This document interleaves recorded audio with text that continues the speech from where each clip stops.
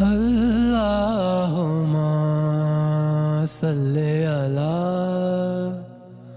حضرت عبداللہ بن عباس رضی اللہ تعالی عنہما سے روایت ہے کہ رسول اللہ صلی اللہ علیہ وآلہ وسلم نے ایک شخص کو اپنا ایک خط دے کر بھیجا اور اسے یہ حکم دیا کہ اسے حاکم بحرین کے پاس لے جائے، اور بحرین کے حاکم نے وہ خط کسریٰ یعنی شاہ ایران کے پاس بھیج دیا۔ جس وقت اس نے وہ خط پڑھا تو چاک کر ڈالا۔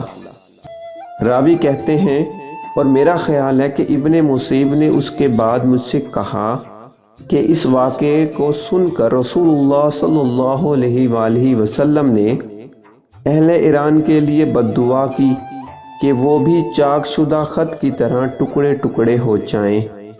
صحیح بخاری حدیث نمبر 64۔